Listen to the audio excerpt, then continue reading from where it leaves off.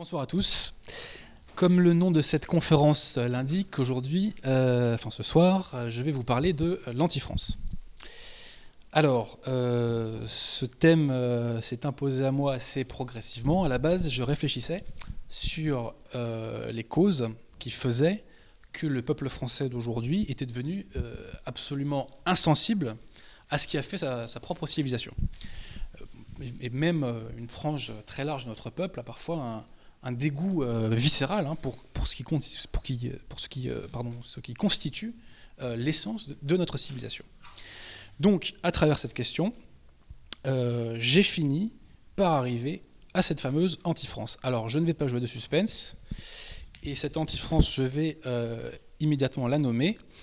Et pour ce faire, je vais avoir recours à une petite citation de monsieur Christophe Barbier, de l'Express, qu'on voit très régulièrement aussi sur les plateaux télé. Alors, c'était au mois de mars 2012, sur le plateau de Laurent Ruquier, dans On n'est pas couché. Christophe Barbier était là pour faire la promotion de son livre, et dans son livre, il faisait des portraits d'hommes politiques. Et Natacha Polony lui fait remarquer que, je cite, « Il marque une tendresse particulière pour Mélenchon parce que, comme lui, il est plus républicain que démocrate. » Réponse de Christophe Barbier. « Je suis plus républicain que démocrate et j'adhère à la thèse de Mélenchon là-dessus. La démocratie, ça veut dire que si 51% des Français le veulent, eh bien on peut établir une dictature. On peut rétablir la peine de mort, non. À un moment donné, même si 51, 60, 80% des Français l'ont décidé, les républicains doivent faire en sorte que les valeurs soient préservées. La peine de mort n'est plus dans les valeurs républicaines. Si un référendum est organisé un jour comme le souhaite Marine Le Pen et que les Français disent « on veut la peine de mort », il faudra faire une révolution. Il faudra faire un putsch, il faudra sauver la République sans peine de mort, plutôt que d'avoir la démocratie avec la peine de mort. Et un peu plus loin, ce cher Christophe Barbier nous dit « pour que ces valeurs survivent, il faudra faire la nation européenne ».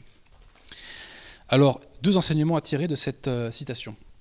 Le premier, c'est que malgré toutes les leçons de politiquement correct qu'il donne sur les plateaux de télévision, Christophe Barbier n'est pas démocrate, puisqu'il nous dit très clairement qu'il se moque de la souveraineté du peuple. La démocratie, c'est le pouvoir au peuple.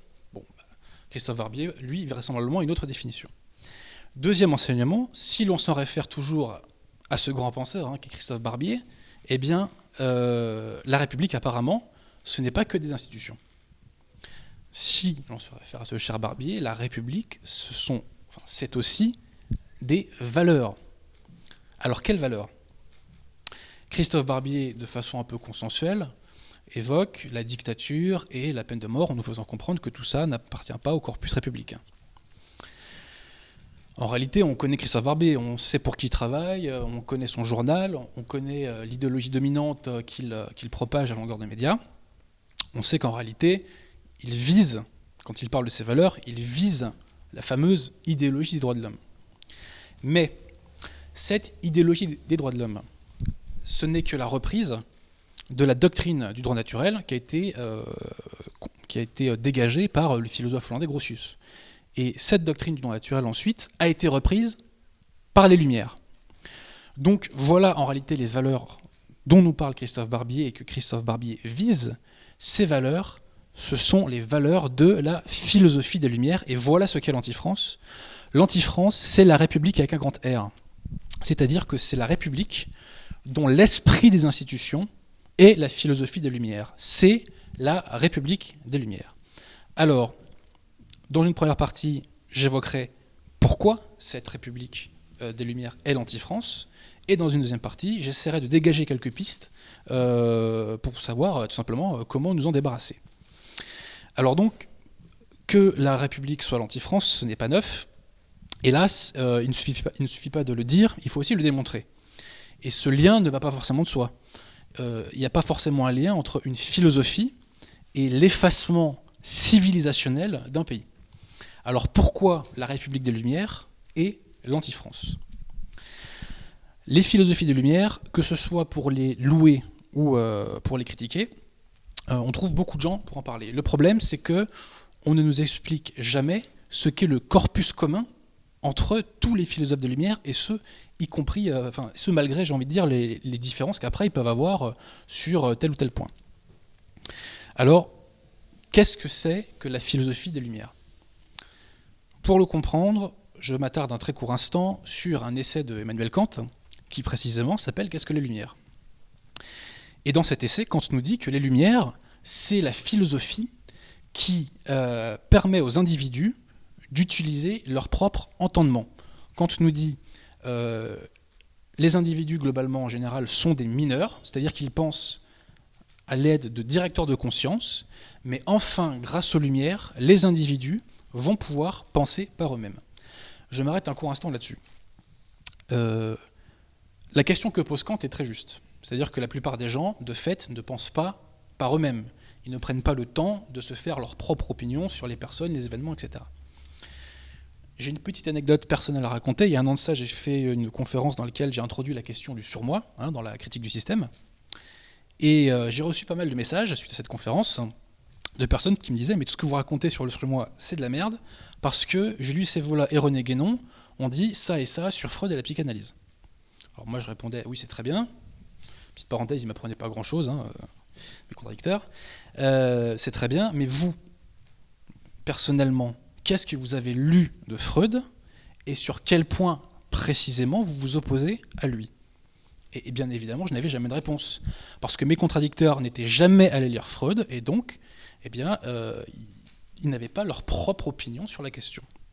Donc la question que pose Kant est juste, à savoir que il est vrai que la plupart des individus, hélas, n'usent pas de leur propre entendement et se réfèrent à des directeurs de conscience. En l'occurrence, mes contradicteurs avaient pour directeur de conscience Julius Evola et René Guénon. Hélas pour eux, j'ai envie de dire. Donc, la question que pose Kant est juste, mais le problème, c'est que la réponse que vont donner les philosophes des Lumières va être extrêmement mauvaise. C'est le moins qu'on puisse dire. Quelle va être la réponse des philosophes des Lumières ? C'est que pour utiliser son propre entendement, il faut abolir le passé. Alors évidemment, eux ne le formulent pas comme ça. Je m'explique. Le raisonnement des philosophes des Lumières est le suivant. L'homme est bon par nature, mais force est de constater qu'en société, il est mauvais. Si l'homme est mauvais en société, c'est parce que la société l'a rendu mauvais. Si la société l'a rendu mauvais, c'est parce que les fondements de la société sont mauvais. Les fondements de la société sont la religion, donc il faut changer ces fondements et leur donner des fondements neufs, plus nouveaux, plus certains. Et nos philosophes des Lumières vont choisir comme fondement de la société la raison.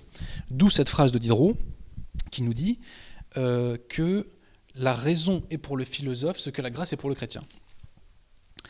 Alors, qu'est-ce que cela implique, ce raisonnement ? C'est que tout ce qui n'a pas été éclairé par l'œil de la raison est amené à disparaître, parce que ça rend l'homme mauvais, tout simplement. Alors, quelques exemples. Tout d'abord, Montesquieu. On nous dit que Montesquieu a inventé la séparation des pouvoirs. C'est n'importe quoi. La France de l'Ancien Régime avait beaucoup plus de contre-pouvoirs que toutes les sociétés, que tous les régimes qui ont suivi. Et d'ailleurs, c'est à cause de ces contre-pouvoirs que Louis XVI n'a pas réussi à réformer la fiscalité, et c'est à cause de ça que la monarchie a bloqué en 88 et 89. Alors qu'aujourd'hui, si Hollande veut faire voter une taxe, il le fait comme il veut. Petite parenthèse. Donc Montesquieu n'a pas inventé la séparation des pouvoirs, toutefois, ce qui est vrai, c'est qu'il a dégagé un certain schéma de séparation des pouvoirs. Donc Montesquieu, quand il préconise son schéma de séparation des pouvoirs, d'une certaine manière, c'est pour abolir les institutions héritées du passé de France, de l'histoire de France, et donc c'est pour les remplacer par de nouvelles institutions, que j'ai envie de dire des institutions qui seraient hors sol. Et pourquoi Montesquieu, d'ailleurs, dégage ce type de séparation des pouvoirs exécutifs, législatifs et judiciaires ? D'une part, il a en partie pompé au philosophe John Locke, et en fait, Montesquieu a rajouté le pouvoir judiciaire, en somme. Mais fondamentalement, pourquoi Montesquieu dégage ce schéma ? Parce que Montesquieu était atteint d'une maladie extrêmement grave, maladie la plus grave que peut attraper un Français, c'est-à-dire l'anglophilie. Il était anglophile, et il a voulu reproduire le schéma des institutions anglaises en France, tout simplement. Et pourquoi il était aussi attiré par ce schéma? C'est parce que en France, la noblesse était domestiquée, alors qu'en Angleterre, elle fait jeu égal avec le roi. Et d'ailleurs, dans son schéma de séparation des pouvoirs, Montesquieu divise le pouvoir législatif avec une chambre des pairs, exclusivement composée de nobles. Donc, grâce à son système de séparation des pouvoirs, Montesquieu, soit dit en passant, redonnait un très fort pouvoir à la noblesse. Donc quand on nous dit que Montesquieu est un précurseur de la démocratie, enfin quand le système nous dit que Montesquieu est un précurseur de la démocratie, c'est une vaste blague. Ensuite, Diderot. Quand Diderot fait l'encyclopédie, c'est pour réécrire le savoir. Mais c'est pour réécrire le savoir sur de nouvelles bases, sur le fondement de la raison. Voltaire, quand Voltaire dit écrasons la femme, c'est pas seulement écrasons le cléricalisme, c'est écrasons la croix. Écrasons la croix, c'est une façon, encore une fois, d'éradiquer le passé. Le comte d'Holbach, qui était très important, qui n'est pas très connu, mais qui était un philosophe très important, parce pardon de cette expression, il réseautait beaucoup, en fait. Il est pour beaucoup dans l'organisation des réseaux des Lumières de l'époque. Donc le comte d'Holbach, qui était un antichrétien acharné, qui a écrit un ouvrage qui s'appelle Le christianisme dévoilé, était lui aussi quelqu'un qui avait pour objectif d'éradiquer le passé. J'en arrive maintenant au philosophe des Lumières le plus dangereux, le plus catastrophique, qui est Jean-Jacques Rousseau. Alors pourquoi Jean-Jacques Rousseau est dangereux, entre guillemets?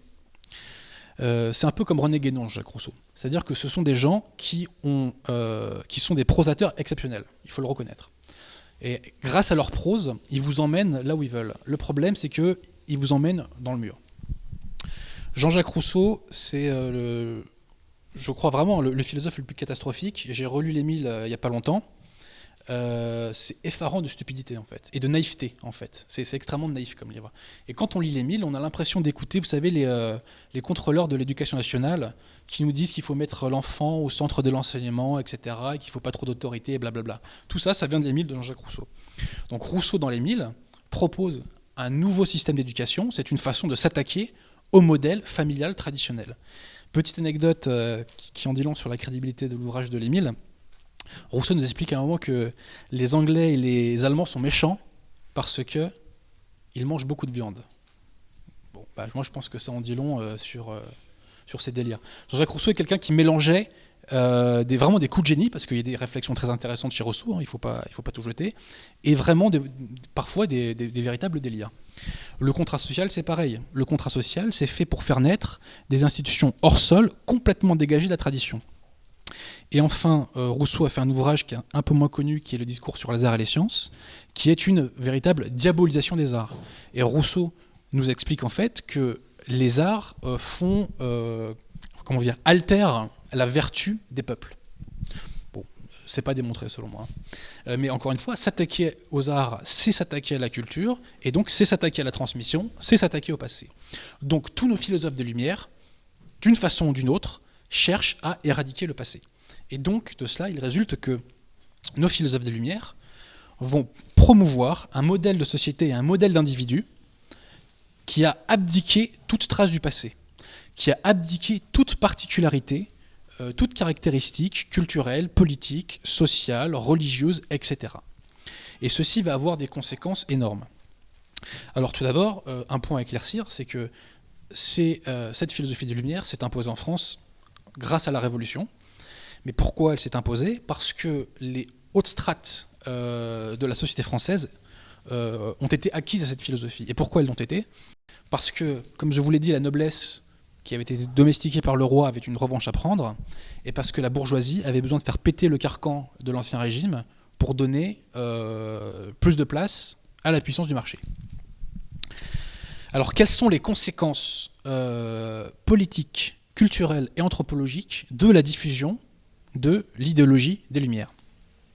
Quelques conséquences politiques. La première, la plus visible, c'est l'Union européenne. Puisque par l'Union européenne, on éradique le passé de la France. Il y a une phrase de François Mitterrand au Parlement européen qui est très connue, qui nous dit ceci: « La France est notre histoire, l'Europe est notre avenir ». Ce qui est une façon de dire subliminalement, la France est notre passé, et grâce à l'Europe, nous allons nous en débarrasser, puisque l'Europe est notre avenir. Autre manifestation de l'influence des Lumières, c'est tout simplement l'immigration de masse. Pourquoi ? Parce que en faisant venir des populations, pardon, hein, pas d'origine sud-coréenne, pas d'origine guatémaltèque, mais d'origine subsaharienne et maghrébine, c'est une façon pour les élites républicaines d'éradiquer le peuple de France, et donc d'éradiquer le passé, d'éradiquer la transmission de la civilisation française. Autre conséquence de la philosophie des Lumières, c'est la théorie du genre. Rappelez-vous, la philosophie des Lumières nous dit abdiquez tout, abdiquez toute caractéristique, abdiquez tout ce qu'il y a en vous. Eh bien, la théorie du genre va jusqu'au bout de ce raisonnement et nous dit abdiquez même votre sexe, vous n'êtes même plus votre sexe. Vous avez la souveraineté de choisir votre sexe. Bon. La laïcité aussi. La laïcité est une émanation des Lumières. La laïcité dépouille l'État de sa tradition. La laïcité fait que l'État est neutre religieusement. Ensuite, là je ne vais pas passer pour un mec cool, je le dis d'avance. L'une des conséquences des Lumières, c'est la façon dont on a donné la nationalité en France depuis maintenant des décennies. De fait, on a donné en France la nationalité à des gens qui n'auraient pas dû l'avoir. Pas parce qu'ils sont méchants, mais tout simplement parce que culturellement, ils ne sont pas français. Et là, je vais donner des exemples très précis pour plaider ma cause. Petite parenthèse, aujourd'hui, moi je distingue, c'est un peu violent, hein, mais je distingue ce que j'appelle un français culturel et un français administratif. Voilà. Alors, je donne des exemples. Et après, on pourra me contredire éventuellement. Mais quand un Français d'origine algérienne sort à la première occasion venue son drapeau de l'Algérie, je demande qu'on m'explique pourquoi je suis censé le considérer comme mon compatriote. Parce que moi, l'Algérie n'est pas mon pays, hein, sans offenser l'Algérie. Pareillement, quand un militant de la LDJ se déclare pro-israélien et qui chante l'hymne israélienne à tout va, voire au palais de justice, eh bien, je demande pourquoi, moi qui suis français, un français enraciné, je devrais le considérer comme mon compatriote. Bon. Quand on chante la Marseillaise, on ne passe pas pour un Israélien.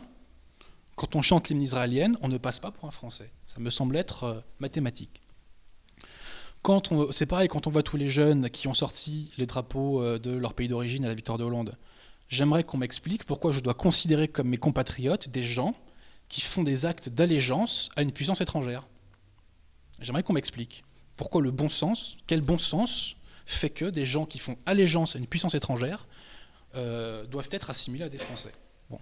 Donc on a donné en France la nationalité à des gens qui n'auraient pas dû l'avoir parce qu'ils n'étaient pas culturellement français, et je le dis, ce n'est pas un crime de ne pas être français. Hein. Y a pas de problème avec ça. Hein. Mais pourquoi donc on leur a donné la nationalité ? Parce que, rappelez-vous, les Lumières nous disent nous sommes dans une société où nous avons abdiqué toute caractéristique culturelle, donc tout le monde peut devenir français à partir de ce moment-là. Être français est une coquille vide. Donc là, je vous ai évoqué quelques conséquences, quelques émanations de la philosophie des Lumières, comment la philosophie des Lumières se traduisait, comment elle impactait sur le débat politique actuel. Il y a des conséquences qui sont encore plus graves d'un point de vue anthropologique, et je vais en citer deux. La première, c'est l'émergence de l'individualisme. Qu'est-ce que c'est l'individualisme ? C'est tout simplement le fait que la société ne se pense plus en fonction de l'intérêt du bien commun, mais que la société se pense en fonction des intérêts particuliers des différents membres de la société. Exemple, le mariage gay. Dans une société normale, on ne fait pas le mariage gay. Le mariage gay est une atteinte à la famille est nécessaire au bien commun d'une société, donc on ne fait pas le mariage gay. Mais dans une société individualiste, si le critère de l'existence d'une norme, c'est le fait que cette norme corresponde aux intérêts de certains membres de cette société, alors effectivement, on n'a aucun fondement pour refuser le mariage gay. J'aimerais, si vous le voulez bien, vous citer deux anecdotes que je vais mettre en parallèle. La première se passe sous le règne de Louis XIII. Louis XIII avait fait interdire les duels à l'épée. Il l'avait fait pour diverses raisons. Tout d'abord parce qu'il y avait une hécatombe dans la noblesse, parce que les jeunes hommes se tuaient tout simplement dans les duels. Et il l'a fait aussi pour rehausser le prestige de l'autorité royale. Et comme dirait Max Weber, pour que le roi ait le monopole de la violence légitime. Seulement la noblesse à l'époque était très frondeuse. Et bien évidemment, nombre de jeunes nobles ont continué à se battre. Et il y avait notamment l'un d'entre eux qui était un très fin épéiste, qui était le comte de Montmorency-Bouteville. Et le comte de Montmorency-Bouteville donc continue à se battre, et Louis XIII l'avait dans le collimateur. Et Louis XIII donc a essayé de l'arrêter, mais ce cher Montmorency-Bouteville s'est enfui en Belgique, à Bruxelles. Il demande à l'archiduchesse de Hollande de calmer Louis XIII, de demander s'il ne peut pas y avoir une amnistie, en somme, une grâce. Louis XIII refuse. Donc, fou de rage, Montmorency-Bouteville rentre à Paris, il va sur la place de Grève et il défie en duel 2 personnes qu'il blesse, voire qu'il tue. À ce moment-là, enfin, la police parisienne s'empare de lui et le met en tôle. Il est jugé et il est condamné à la peine de mort. Il faut bien comprendre que Montmorency-Bouteville, c'est l'équivalent d'un Lagardère. C'est l'équivalent d'un Lagardère d'aujourd'hui. Alors à ce moment-là, que se passe-t-il ? Lobbying massif de la haute noblesse sur le roi de France. Mais Louis XIII tient bon et il ne veut pas gracier Bouteville parce qu'il a besoin d'un exemple et il a besoin d'affirmer son autorité. En dernier lieu, je ne sais plus si c'est la mère ou le père de Bouteville qui va voir Louis XIII et qui lui demande ultimement grâce pour son fils. Et Louis XIII lui répond par cette phrase : « Je ne suis pas le roi des particuliers ». C'est-à-dire que le roi de France ne travaille pas pour des individualités, fussent-elles illustres et prestigieuses. Le roi de France travaille pour le bien commun de la France, et le bien commun de la France exige que la noblesse soit domestiquée, et que moi, roi de France, détienne le monopole de la violence légitime. Donc, Bouteville a été décapité. C'est pas demain qu'on verra nos oligarques, je ne demande pas qu'on les décapite, bien évidemment, mais qu'on verra les oligarques se faire punir par l'autorité politique, pour leurs méfaits. Je vais mettre en parallèle une autre anecdote qui s'est passée pendant la Première Guerre mondiale. Comme vous le savez, les Allemands nous ont attaqués par le nord-est, et une partie de la France a été occupée. On parle souvent de l'occupation de la Seconde Guerre mondiale, mais il ne faut pas oublier qu'il y a une partie de la France qui a aussi été occupée pendant la Première. Et dans cette zone occupée, il y avait notamment des mines de fer. Et ces mines de fer appartenaient à la dynastie des Wendel, qui est une dynastie bourgeoise extrêmement importante, dont d'ailleurs Ernest-Antoine Sellière est un descendant. Et le problème, c'est que bien évidemment, les Allemands ne se privaient pas de se ravitailler dans ces mines de fer pour leurs armées. Donc plusieurs généraux français, pendant la guerre, ont proposé au gouvernement des plans d'attaque de ces mines, pour les enterrer au moins pour le temps du conflit, et que les Allemands cessent, un, de piller la France, et deux, de se ravitailler. Et bien bizarrement, ces plans n'ont jamais été mis en exécution. Pourquoi ? Parce que la République s'était mise au service de M. de Wendel. Point. Donc j'invite chacun à comparer ces 2 anecdotes et à tirer les justes conclusions.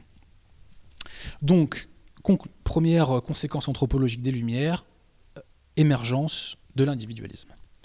Deuxième conséquence, c'est ce que j'appelle le processus de décivilisation. Norbert Elias, qui est un sociologue allemand du XXe siècle, a dégagé le principe de processus de civilisation.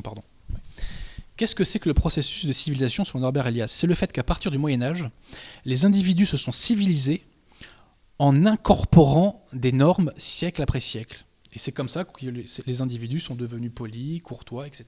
Et que, tout simplement, ils ont intégré des normes sociales qui a fait que la vie en société a été possible et qu'elle est devenue moins violente.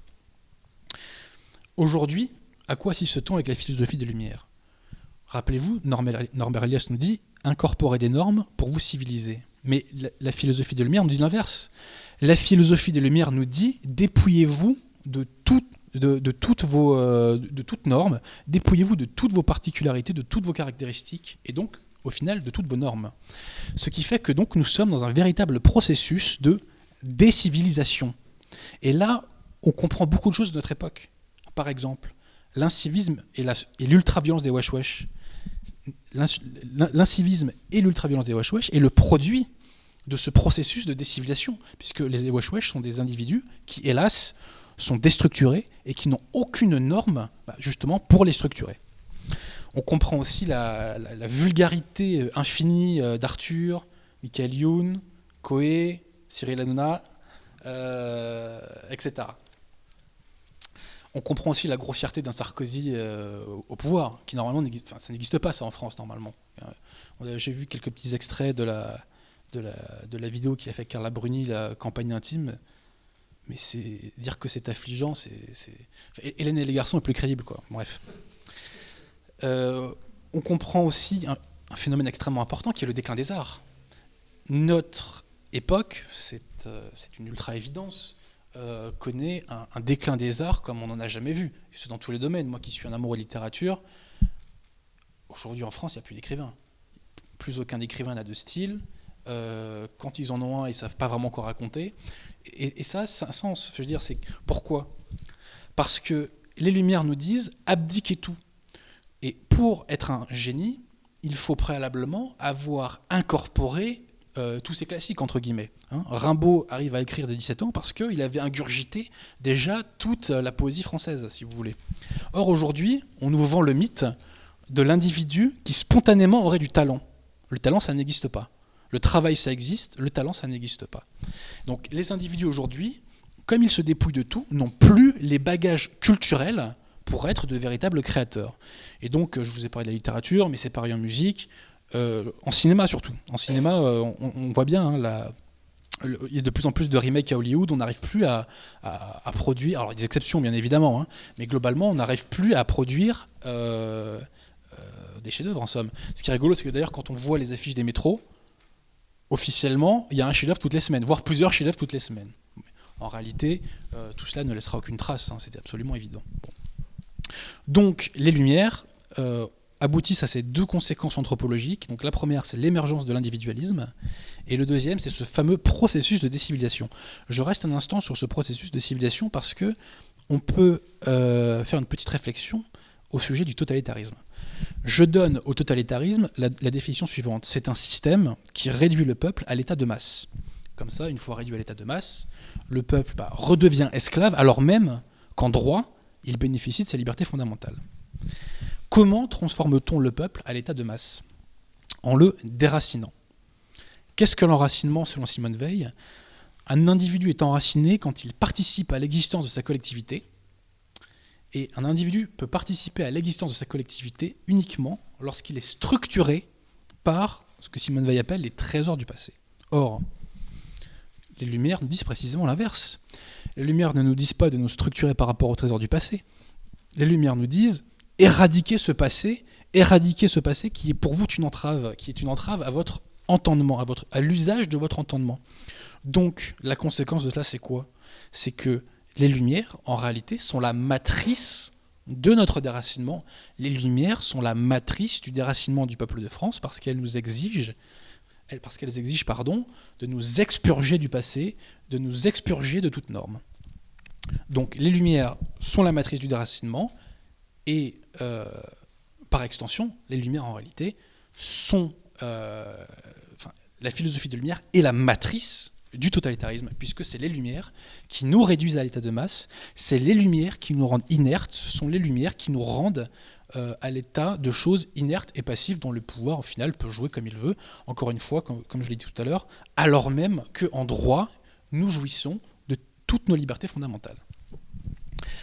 Donc, voilà pourquoi les Lumières sont l'anti-France. Les Lumières ont engendré absolument tous les maux, en tout cas tous les maux principaux qui dévastent la France et qui fait que la France connaît une véritable zombification.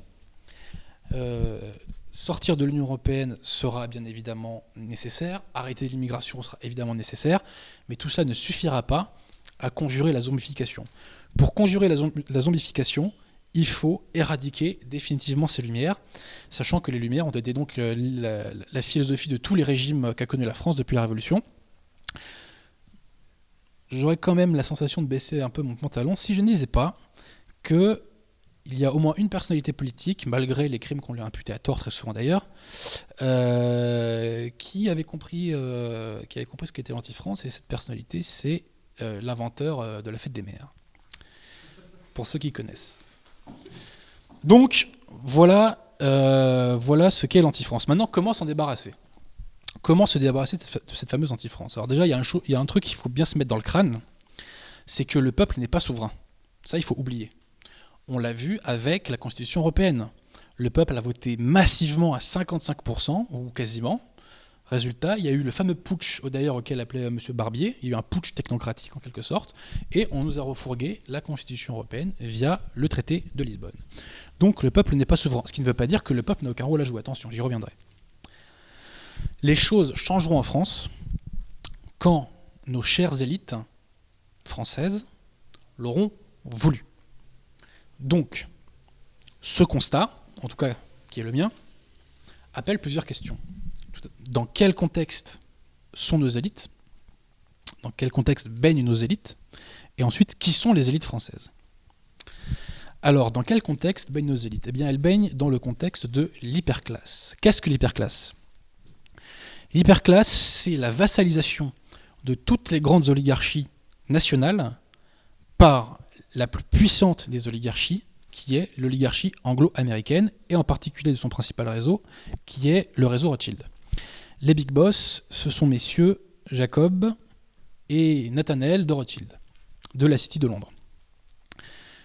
Et je tiens à préciser, soit dit en passant, que le logiciel de ces messieurs n'est pas le sionisme, parce qu'il y a beaucoup de gens sur Internet qui me gonflent, qui me demandent pourquoi je ne parle pas du sionisme. Je dis que le sionisme n'est pas le logiciel principal des Rothschild. Leur logiciel, c'est le franquisme. Et si des individus, des gens veulent se renseigner sur le franquisme, il y a plusieurs références intéressantes. Il y a les ouvrages de Gershom Scholem, il y a un livre de Charles Novak sur le faux messie Jacob Frank, et il y a un livre d'un rabbin américain, le rabbin Antelman, qui s'appelle « Pour éradiquer l'opium », qui est un livre extrêmement intéressant. Alors, c'est pas traduit en français, mais c'est assez facile à lire quand même, hein. C'est un anglais assez basique et qui résume bien en fait ce qu'est le logiciel franquiste et quelles sont ses conséquences à travers l'histoire. Donc nous avons cette oligarchie anglo-américaine. Cette oligarchie s'est fondée en 1898. Pourquoi cette année ? Parce que tout d'abord l'Angleterre met un terme à la guerre des beurs, et donc à ce moment-là, outre qu'elle met la main sur les richesses minières de l'Afrique du Sud, elle contrôle le passage entre l'océan Indien et l'océan Atlantique. Donc la route des Indes est définitivement sécurisée. Et cette même année, les États-Unis expulsent les Espagnols de Cuba. Donc il n'y a plus de puissance européenne sur le continent américain et ils sont libres de satelliser l'ensemble du continent. Petite anecdote, cette oligarchie anglo-américaine s'est faite à travers des individus, à travers différents artisans qui fréquentaient les mêmes milieux sociaux, mondains, etc. Et un jour, ces messieurs ont décidé de partir en croisière. Et c'était en 1912. Et quel est le bateau qu'ont pris ces messieurs artisans de l'oligarchie anglo-américaine en 1912 ? Le Titanic. D'aucuns vous diront que c'est un châtiment divin. Je ne sais pas. Donc nous avons cette oligarchie anglo-américaine qui se fait à la fin du 19e. L'oligarchie française très vite se met à la botte de l'oligarchie anglo-américaine. Dès le 19e siècle, des gens comme Louis-Philippe, Napoléon III et Georges Clemenceau sont des agents anglais ouvertement. D'ailleurs, je tiens à dire que Georges Clemenceau est le plus grand traître de l'histoire de France, période d'occupation comprise. C'était un agent anglais acharné, et je crois que personne n'a autant fait en tant que chef de gouvernement pour le rabaissement de la France et pour défendre les intérêts d'une puissance étrangère. Donc Georges Clemenceau est le plus grand traître de l'histoire de France. Et c'était pas pour la Finlande ou le Burkina Faso, c'était pour les Anglois, évidemment. Donc l'oligarchie française se met à la remorque de l'oligarchie anglaise. À partir du 14-18, là on est définitivement verrouillé, on ne bouge plus le petit doigt sans l'accord du supérieur britannique. C'est pourquoi d'ailleurs en 1936, par exemple, on ne réagit pas face à la remilitarisation de la Rhénanie. C'est parce que les Anglais nous disent de ne pas y aller. Bon, c'est pas que pour ça, c'est aussi parce que les hommes politiques français de l'époque étaient des lâches, mais en particulier le fameux Albert Sarraut, qui d'ailleurs, lorsque la Rhénanie a été remilitarisée, a déclaré « on va quand même pas faire la guerre à 3 mois des élections ». Ça en dit long sur les élites républicaines. Donc l'oligarchie française se met à la remorque des Anglois. L'oligarchie allemande à 2 reprises a proposé un modèle alternatif à l'oligarchie anglo-américaine. Et donc après 1945, elle a compris la leçon. et elle se met au service du patron. Les oligarchies d'Europe occidentale se sont mises à la remorque de l'oligarchie anglo-américaine pour plusieurs raisons, parce que déjà il y a eu la lutte contre le communisme qui fatalement aboutit à cela, la construction européenne aussi bien évidemment a concouru à cela, et il y a aussi le fait qu'avec les accords du GATT, on a commencé à libéraliser les économies, et l'internationalisation des affaires a fait que les choses se sont davantage concentrées sur la City de Londres et sur Wall Street. L'oligarchie chinoise aussi a été vassalisée par l'oligarchie anglo-américaine. Ça s'est fait dès les dernières années du règne de Mao. Ce sont les réseaux Rockefeller en particulier, puis ensuite la trilatérale, qui ont mené, qui ont orchestré le rapprochement sino-américain. Et ensuite, comme vous le savez, Deng Xiaoping ouvre l'économie chinoise. Et à ce moment-là, c'est le boom économique. Sachant qu'on parle du miracle chinois, il n'y a absolument aucun miracle chinois. Pourquoi la croissance a explosé en Chine ? Pour une raison très simple, c'est que les Occidentaux ont investi de façon absolument gigantesque en termes de capitaux, et parce qu'il y a eu un transfert de technologie aussi gigantesque. Si on applique cette méthode à n'importe quel pays au monde, les mêmes résultats sont produits. Donc il n'y a pas de miracle chinois. Donc aujourd'hui encore, la Chine est extrêmement dépendante de l'oligarchie anglo-américaine. Alors l'oligarchie chinoise est ultra-nationaliste, ça ne lui plaît pas comme situation. À la première occasion venue, très possiblement, elle se dégagera de son suzerain. Mais aujourd'hui encore, hélas, l'oligarchie chinoise est vassale. L'oligarchie russe, ensuite, elle aussi a été soumise. Elle a été soumise. La date clé de la soumission de l'oligarchie russe, c'est 1993. Parce que c'est à cette époque-là que Helsinki privatise et que donc l'oligarchie anglo-américaine, via les fameux oligarques armoricains, arrive à mettre la main sur des pans entiers de l'économie russe. Donc nous avons cette oligarchie anglo-américaine. Alors, comment faire pour notre élite à nous, comment faire pour motiver notre élite française de se dégager de cette orbite ? Avant d'évoquer cette question, un mot sur la composition des élites françaises. Parce que sur Internet, on entend beaucoup les sionistes et les francs-maçons. Ce qui est assez irritant comme réponse. Il y a deux références incontournables sur la sociologie des élites françaises. La première, c'est un historien qui s'appelle Emmanuel Beau de Loménie, qui a écrit un ouvrage absolument exceptionnel dont je suis admiratif, qui s'appelle « Les responsabilités des dynasties bourgeoises ». Et il nous explique bien la genèse de ces dynasties et leurs responsabilités à travers tout le XIXe siècle et la première moitié du XXe siècle. J'y reviendrai. La deuxième référence ultime en matière de sociologie de nos élites, c'est monsieur Henri Coston. Alors Henri Coston, on me dira, mais il était très antibiotique, monsieur Coston. Et de fait, c'est vrai que sur la question, il était un peu énervé.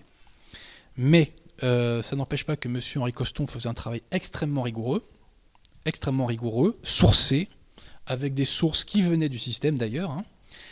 Et aujourd'hui, je ne risque rien à me revendiquer de M. Coston, parce que des sommités du monde académique ont reconnu la valeur du travail de M. Henri Coston. Ces sommités sont M. Pierre Assouline et l'historien israélien Simon Epstein. Donc, voilà, j'ai mes couvertures et je peux le citer, sans trop de problèmes. Alors, qui sont nos élites françaises ? Pour le savoir, il faut remonter au Directoire.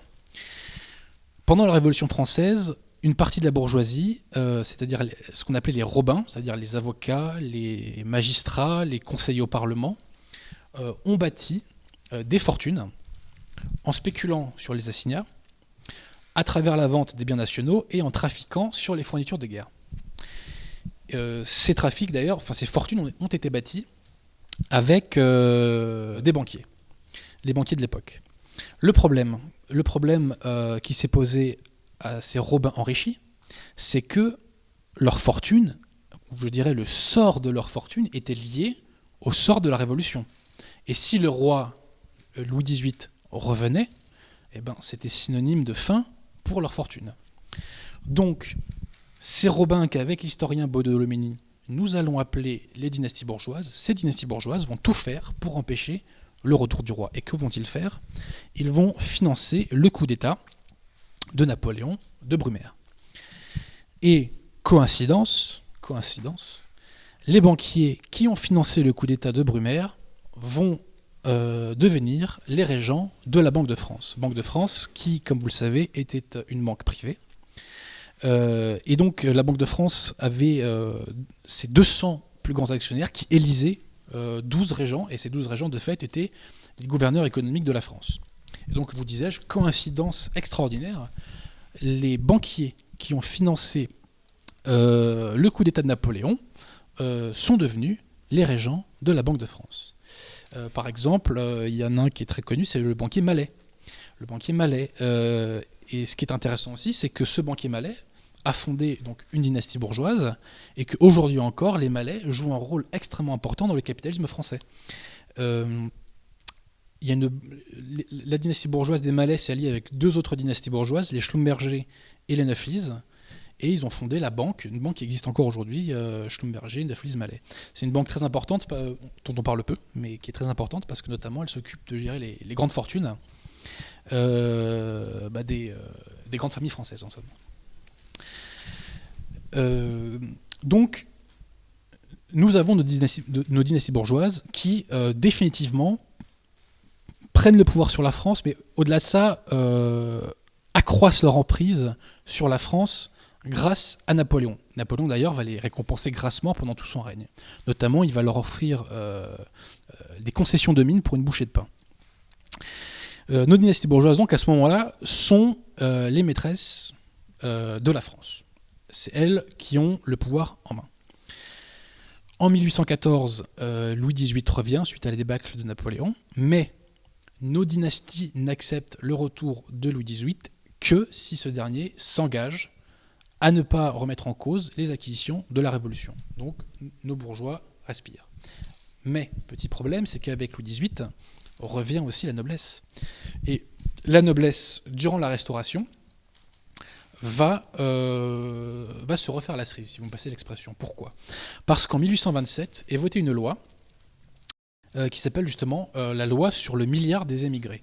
Et donc l'État va verser aux familles qui ont été lésées, aux familles nobles qui ont été lésées pendant la Révolution, 1 milliard de francs de l'époque. Et la noblesse ne va pas tomber dans ces erreurs des siècles passés, et grâce à ces capitaux qui lui sont fournis, une partie d'entre elles va se reconvertir dans l'affairisme. Et plus rien ne va les différencier dans leur activité de nos dynasties bourgeoises. Petite anecdote intéressante, je vous ai évoqué que les maîtres de la France à cette époque-là se retrouvaient à la Banque de France. Grâce à cette loi, une partie de la noblesse va devenir actionnaire à la Banque de France. Et qui va-t-on retrouver notamment comme famille noble à la Banque de France ? Les Chaudron de Courcelles. Chaudron de Courcelles, pour ceux qui ne le savent pas, c'est le nom de jeune fille de Madame Chirac. Mais encore une fois, hasard total.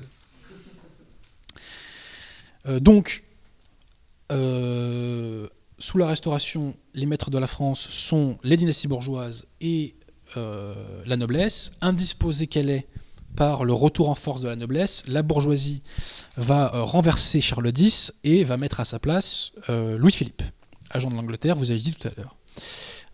Sous Louis-Philippe, les pendules vont être remises à l'heure. Là encore, coïncidence extraordinaire, deux régents de la Banque de France vont devenir présidents du Conseil, Monsieur Laffitte et Monsieur Casimir Périer.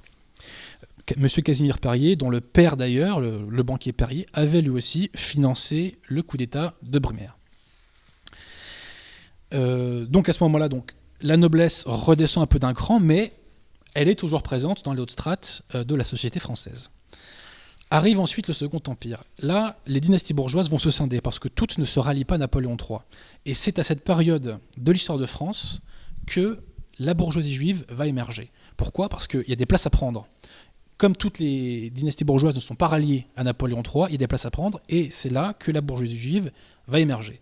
Et c'est à cette époque que d'ailleurs les Rothschild, en liaison avec un haut fonctionnaire polytechnicien, M. Paulin Talabot, si je ne dis pas de bêtises, vont fonder la Société Générale. Mon petit doigt me dit que depuis lors, ils ne l'ont pas lâché. Bon. Alors, des éléments de la bourgeoisie juive incorporent les hautes strates de la société française, mais il faut être lucide. Ces éléments ne sont pas centraux et ils ne sont pas du tout majoritaires. Ils existent, ils ont de l'influence, mais ils ne sont pas du tout majoritaires. Pendant le XIXe siècle, cette élite donc, va former une nébuleuse qui a des intérêts relativement communs, mais pour autant, ces trois strates, donc dynastie bourgeoise, noblesse reconvertie à l'affairisme et bourgeoisie juive, ces trois strates ne vont pas beaucoup se mélanger. Il y a un roman que j'aime beaucoup qui est La fortune des Rougons de Émile Zola. Et Émile Zola invente une sous-préfecture qui s'appelle la ville de Plassans. Et Zola explique bien que dans cette ville, il y a un quartier pour les prolétaires, un quartier pour la bourgeoisie et un quartier pour la noblesse. Dans les romans de Balzac aussi, on trouve ce clivage entre bourgeoisie et noblesse est extrêmement marqué. Donc évidemment, des fois, il y a des mariages entre des bourgeois entre des bourgeois et des nobles. Les bourgeois sont contents d'acquérir une particule, et les nobles, qui parfois sont un peu déshérités, sont ravis d'acquérir un nouveau compte en banque. Mais ce sont des phénomènes individuels. Il faut attendre le XXe siècle pour que vraiment il y ait une fusion de ces milieux. Et aujourd'hui en France, la noblesse, c'est très peu dit, mais la noblesse a encore un rôle extrêmement important. Alors bien sûr, on connaît tous des gens qui ont une particule et qui sont des Français moyens comme tout le monde, c'est tout à fait juste, mais il y a aussi une part de la noblesse qui joue un rôle très important dans les élites françaises d'aujourd'hui. En ce qui concerne les références venant du système, je vous invite, si ça vous intéresse, à lire les livres des époux Pinson, si je ne dis pas de bêtises, qui évoquent bien le rôle encore que joue cette noblesse mélangée à la bourgeoisie dans la société française aujourd'hui. Au cours du XXe siècle, il y a de nouvelles fortunes qui se sont faites, dans l'industrie militaire notamment, avec monsieur Dassault. Hasard de l'histoire, enfin hasard. C'est grâce au Front populaire que monsieur Dassault, de la gauche, que monsieur Dassault va devenir milliardaire. Et surtout, les fortunes qui vont se bâtir, les nouvelles fortunes qui vont se bâtir en France au XXe siècle vont être faites dans l'industrie du luxe. Donc là, c'est les Bettencourt, c'est les Pinault, c'est les Bernard Arnault, c'est le groupe Hermès, et j'en passe, c'était meilleur. Et aussi, j'oubliais, dans l'agroalimentaire, on n'en parle pas beaucoup, mais nous avons en France des milliardaires qui se sont fait leur argent dans le domaine de l'agroalimentaire. Je pense notamment à la famille qui détient le Ricard. Voilà, le Ricard, c'est une des plus riches familles de France. Donc voilà qui sont nos élites. Au sein même de ces élites, je fais une distinction entre 3 degrés. Les notables, le MEDEF et la couche qui baigne véritablement dans l'hyperclasse. Donc la question qui va se poser à ceux qui veulent s'opposer à cette anti-France, s'opposer au mondialisme en réalité, c'est comment faire pour convaincre cette oligarchie française de changer de politique et de se désenclaver de l'oligarchie, enfin de se libérer de l'emprise de l'oligarchie anglo-américaine, et comment faire donc pour la convertir, si on peut employer ce terme, à l'antimondialisme, au souverainisme, aux idées nationales, etc. Je sais que dit comme ça, beaucoup pensent que c'est impossible. Moi, je ne le crois pas. Je pense que plusieurs motifs peuvent faire que ces gens-là, un jour, s'adressent à une élite dissidente, sérieuse et digne de ce nom. Quels sont ces motifs ? Ces gens-là, il ne faut pas leur parler de l'amour du Christ et il ne faut pas leur parler de l'amour de la France. Je crois qu'ils y sont relativement insensibles. Il faut leur parler de leur portefeuille. Et il faut leur faire comprendre qu'ils ont intérêt à opter pour une politique antimondialiste. Je ne rentre pas dans la considération de l'effondrement de l'oligarchie anglo-américaine, parce que ça serait trop long, mais dans les années à venir, il est certain que l'oligarchie anglo-américaine va voir son influence baisser. Donc ça va nous ouvrir des perspectives. Et d'ailleurs, le fait qu'on ne soit pas allé en Syrie prouve bien que notre oligarchie anglo-américaine est à bout de souffle. Donc, vous disais-je, il faut parler à leur portefeuille, à ces gens-là. Alors, là, il y a plusieurs choses. Déjà, la facture du mondialisme, c'est combien ? J'ai pas fait de calcul précisément, mais mon petit doigt me dit que la facture du mondialisme en France, c'est minimum 100 milliards d'euros par an. Pourquoi ? 50 milliards donnés aux banques du fait des intérêts de la dette. Je pense qu'ici, vous connaissez tous l'arnaque de la dette. Et il y a aussi au moins autant qui est donné pour, pardon, moi j'appelle ça la contre-colonisation, je sais que c'est un peu violent comme terme, hein, bon. Au bout d'un moment, quand on arrive dans des coins où il y a des zones défrancisées, il faut appeler les choses par leur nom. Quand je vais plaider au conseil de prud'homme de Bobigny et que je vois sur les murs des affiches électorales du FLN, je ne sais pas comment on doit appeler ça. Moi. Bref. Donc la facture de la contre-colonisation, à mon avis, elle se chiffre autant en tout ce qui est prestations sociales et tout ce qui est surtout, c'est pas tant les prestations sociales qui coûtent cher, mais ça coûte cher, mais c'est surtout la création d'infrastructures qui est extrêmement coûteuse. Donc la facture du mondialisme, moi je la chiffre au moins à 100 milliards d'euros. Et 100 milliards d'euros d'impôts par an en moins, c'est vendeur. C'est vendeur au MEDEF. Hein.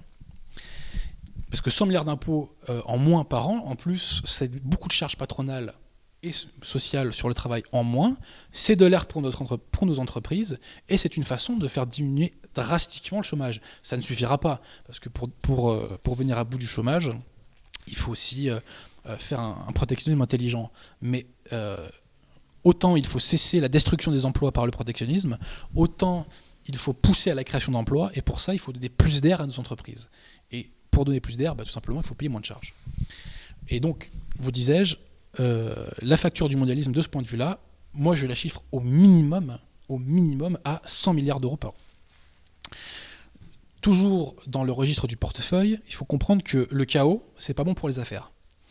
Dans les siècles précédents, les bourgeois se sont alliés au roi de France. Pourquoi ? Pas pour l'amour du Christ. Parce qu'ils ont compris que le roi de France allait apporter de l'ordre là où les féodaux, par leur guerre, instauraient le désordre. Et le désordre n'est pas bon pour les affaires. Si les choses continuent comme elles doivent continuer, la France va se marseilliser. C'est-à-dire qu'elle va se féodaliser, c'est-à-dire que le crime, parce qu'il faut appeler les choses par leur nom, le crime va prendre une place de plus en plus importante dans l'espace public, et le chaos qui va en résulter sera extrêmement préjudiciable pour nos deux couches de l'oligarchie. Quand je dis qu'on peut les convertir, je ne parle pas de la troisième couche qui, elle, est, que ce soit sous la menace ou parce qu'elle estime que ses intérêts de toute façon sont plus en France. Cette troisième couche, globalement, avec le meilleur des bons sens, on n'arrive jamais à la convaincre. En revanche, la couche notable et la couche MEDEF, elle, est parfaitement convertible et c'est d'elle dont je parle en priorité. Donc le chaos, c'est pas vendeur, et si ces gens-là veulent éviter la marseillisation de la France, il faudra s'adresser au camp national, il faudra s'adresser aux gens qui ont les ressorts, qui ont les vertèbres déjà, pardon de le dire, hein, qui ont les vertèbres et qui ont le logiciel pour conjurer ce chaos. Troisième motif, et là je me contredis un court instant, la troisième couche de nos élites peut être intéressée. Il n'est pas impossible que l'oligarchie anglo-américaine, pour des raisons qui lui appartiennent, mais notamment parce qu'elle est très francophobe, hein, il y a une francophobie incroyable encore dans les élites anglo-saxonnes, hein, il n'est pas impossible que cette élite anglo-américaine se retourne contre un de ses vassals, la France, l'oligarchie française. Et ça, j'en parle parce que nous avons eu en 2011 une jurisprudence extraordinaire, avec l'affaire libyenne. Officiellement, on nous vend un Kadhafi anti-mondialiste, anti-système, etc. C'est vrai qu'il avait des petits côtés anti-système, l'ami Kadhafi. Mais en réalité, Kadhafi, il baignait complètement dans le système. Par exemple, Kadhafi avait investi plusieurs centaines de millions d'euros dans une entreprise qui s'appelle l'entreprise Cubal, qui est une entreprise suédoise d'aluminium. Cette entreprise Cubal est elle-même une filiale d'une entreprise russe qui s'appelle l'entreprise Rusal. Donc Russe Aluminium. En fait, c'est le géant de l'aluminium russe. Qui possède ce groupe d'aluminium ? C'est monsieur Oleg Deripaska. Oleg Deripaska, qui a pour conseiller financier et très bon ami monsieur Nathanaël de Rothschild. Et ce qu'il faut savoir, c'est que Saïf al-Islam Kadhafi, Nathanaël de Rothschild et Oleg Deripaska étaient copains comme cochons. Ces gens-là s'invitaient dans leur fête anniversaire. Actuellement, le Monténégro est financièrement colonisé par les Rothschild et Deripaska. Et notamment, ils veulent en profiter pour faire de certaines villes du Monténégro des Saint-Tropez de l'Adriatique. Eh bien, Monsieur Saïf al-Islam, quand il avait une fête anniversaire à organiser, où allait-il? Au Monténégro. Monténégro, qui est le pays où est enterré d'ailleurs Monsieur Sabat Taïtfi, ce qui est un hasard d'ailleurs incroyable. Donc, les Kadhafi baignaient dans le système. Ils étaient liés à l'oligarchie Rothschild, et pourtant, on sait comment ils ont fini. Le système s'est retourné contre eux. D'ailleurs, sur les Kadhafi, s'il est vrai, on n'a pas de preuves, mais s'il est vrai que Kadhafi a financé la campagne de Sarkozy, ça suffit à le disqualifier, de toute manière, Kadhafi. Là, je veux dire, c'est plié. Donc, le système, l'oligarchie anglo-américaine, s'est retourné contre Kadhafi. Eh bien, après tout, on peut très bien imaginer qu'un jour, même si, de vous à moi, je pense que c'est pas demain, l'histoire est ouverte par définition. Et dans l'histoire, tout est possible. L'un des travers de l'esprit humain, c'est de penser que l'histoire en fait, on a un regard rétrospectif sur l'histoire qui nous trompe. Parce qu'on se dit, si ça s'est passé, c'est parce que de toute façon, ça se devait se passer.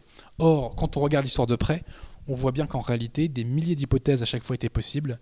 Et c'est un concours de circonstances très précis qui a fait que, mais il n'y avait pas de fatalité. Donc, si un jour, l'oligarchie anglo-américaine se retourne contre la France, à ce moment-là, l'oligarchie française sera obligée de riposter. Elle ne pourra pas le faire, bien évidemment, avec le MPS. Elle le fera avec un camp national et dissident antimondialiste digne de ce nom. Ceci dit, il ne faut pas se leurrer. Nos élites ne vont pas adopter ce logiciel spontanément.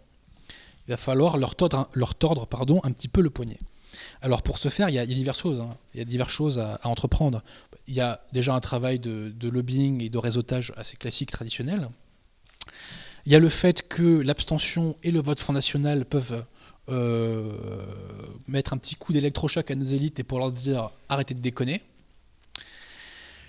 Et il y a autre chose. Et pour vous le décrire, je vais me baser sur les travaux de deux historiens, François Furet et Augustin Cochin.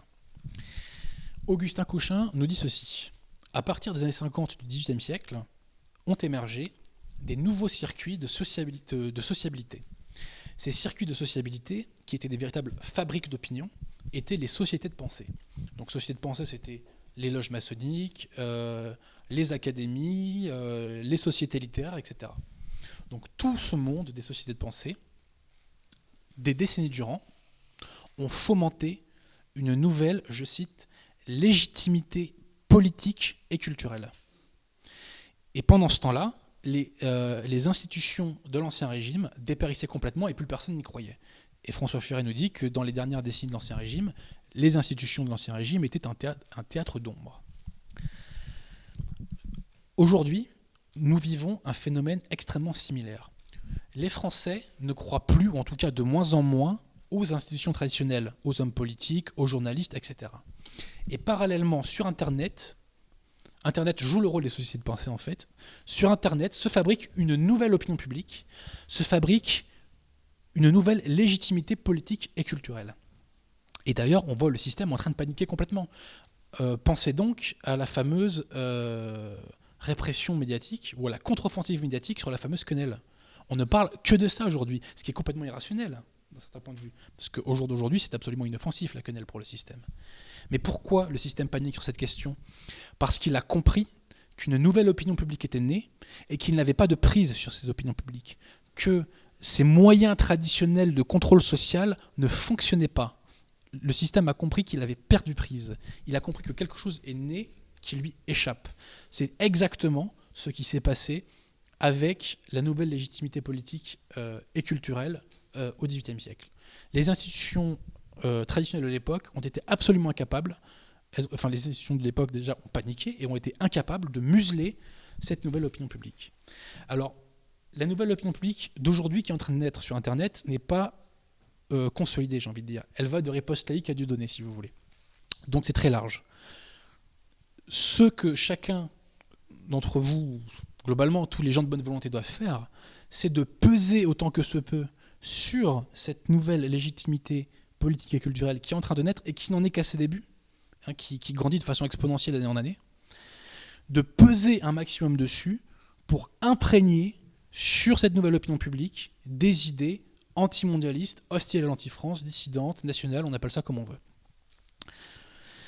Donc, par cette nouvelle opinion publique, nous pourrons faire, quand on lui aura donné un poids suffisant et un sérieux doctrinal suffisant, ce qui ira d'ailleurs probablement ensemble, quand ceci sera fait, nous pourrons faire, en tout cas, on sera en mesure de faire la jonction avec nos chères élites. Parce que si en face, nos élites ne voient pas qu'il y a du répondant, ils ne vont pas bouger. Sachant qu'aujourd'hui, nos élites ne connaissent pas la dissidence. Donc pour elles, il n'y a pas de débouché politique. Il faut être optimiste sur cette question. Parce que les oligarchies ont une grande qualité, c'est qu'elles sont pragmatiques. Elles savent où sont leurs intérêts et elles n'hésitent pas à changer de cheval quand elles estiment que c'est bon pour leurs intérêts. Je cite à nouveau l'historien Baud de Loménie. Baud de Loménie nous explique ceci. Dans les dernières années des années 70 du 19e siècle, il y a eu une cassure dans les dynasties bourgeoises. Il y a une partie des dynasties bourgeoises qui a considéré que la République serait la meilleure garantie de leurs privilèges, et il y a une autre partie des dynasties bourgeoises qui a considéré que leurs privilèges seraient mieux défendus si on revenait à la monarchie, enfin la fausse monarchie d'ailleurs, des Orléans.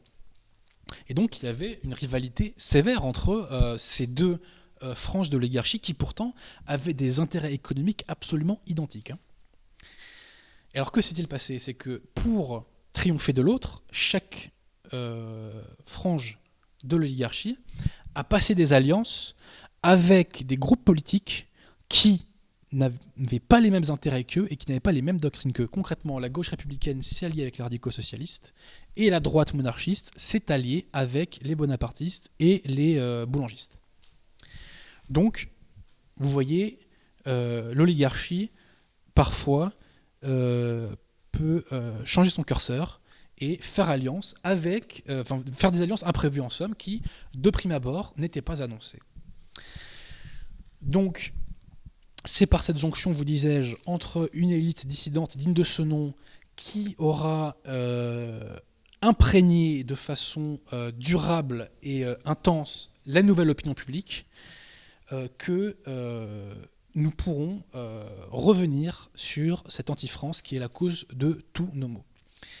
J'en ai maintenant terminé, et pour ponctuer définitivement mon propos, je vais faire un petit raisonnement par analogie. Dans le premier épître de Saint Jean,